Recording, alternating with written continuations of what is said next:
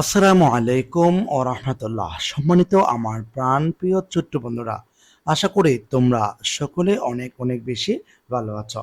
আজকে আমরা আলোচনা করব তোমাদের জন্য যে ধারাবাহিক ক্লাসগুলো শুরু করেছিলাম তারও ধারাবাহিকতা। আজকে আমরা আর্টিকেলের পঞ্চম নম্বর ক্লাসটি তোমাদের সামনে হাজির হয়েছি উপস্থাপন করার জন্য। তো তোমরা যদি ক্লাসটি ভালো করে বুঝতে চাও অবশ্যই শেষ অবধি পর্যন্ত না টেনে দেখার জন্য বিনীতভাবে অনুরোধ করছি। তো আমরা আজকে আলোচনা করব যে একেবারে আমাদের পঞ্চম নম্বর ক্লাসের দুই নাম্বার নিয়ে।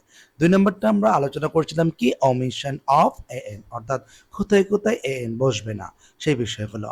তো এখানে দেখতে পাচ্ছি যে প্লোরাল নাউনের পূর্বে বলছে প্লোরাল নাউনের পূর্বে এএন বসতে পারে না। এখন প্লোরাল নাউন কি আমাকে চিনতে হবে না? যেমন ইংরেজিতে আমরা একটি তথ্য সম্পর্কে জানি, সেটা হচ্ছে কি নাম্বার। এই নাম্বারের বাংলা অর্থ হচ্ছে বচন। কেমন বচন এটা? এই বচনকে আমরা সচরাচর দুই ভাগে ভাগ করতে পারি। এক ভাগের নাম হচ্ছে সিঙ্গুলার, এই যে সিঙ্গুলার, সিঙ্গুলার নাম্বার, ঠিক আছে? আর আরেক প্রকারের নাম হচ্ছে কি প্লোরাল নাম্বার, প্লোরাল নাম্বার। কেমন? এই যেগুলো সিঙ্গুলার মানে হচ্ছে কি এক বচন, এক বচন, আর প্লোরাল মানে হচ্ছে কি বহু বচন। দেখো, সিঙ্গুলার মানে হচ্ছে এক বচন আর প্লুরাল মানে হচ্ছে বহু বচন। এখন আমার কথা হইল, এক বচন মানে কি, বহু বচন মানে কি?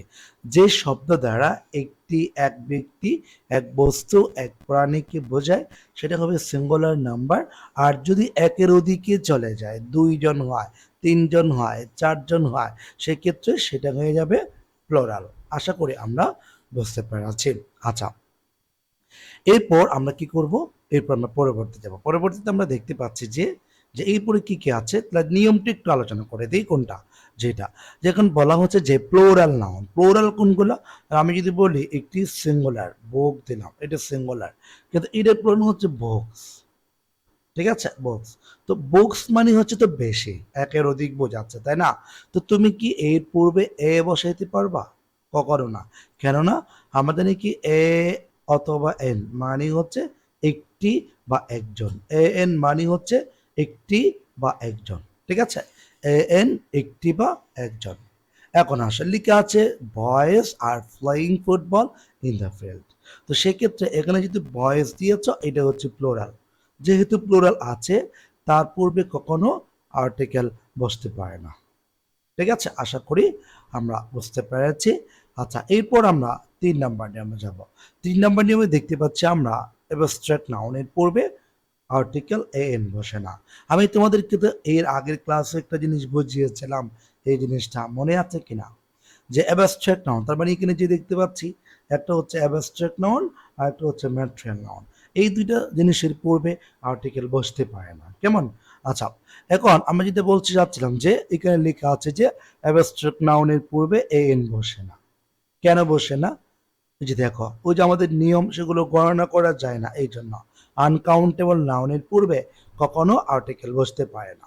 কিন্তু ফরগিভনেস, ক্ষমা, তাহলে এর পূর্বে তো একটি কমা, দুইটি কমা, এটা হতে পারে না, কমা না কমা।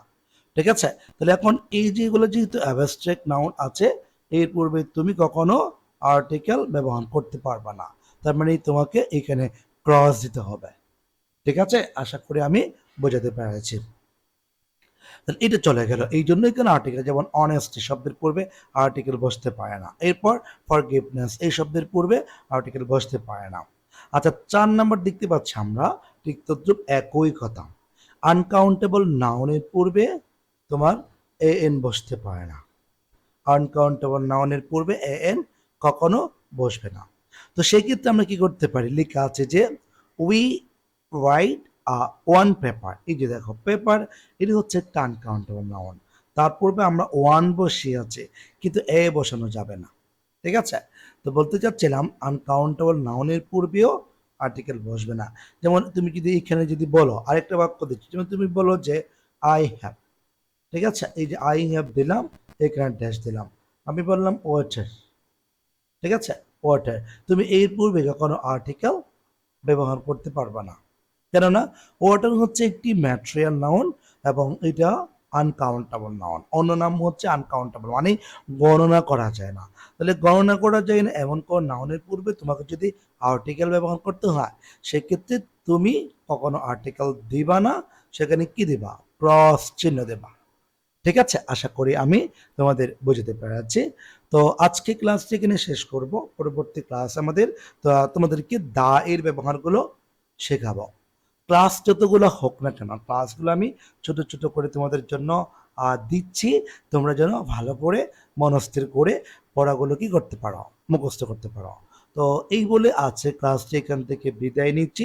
সবাই ভালো থাকবেন, সুস্থ থাকবেন। আসসালামু আলাইকুম ওয়া রাহমাতুল্লাহ।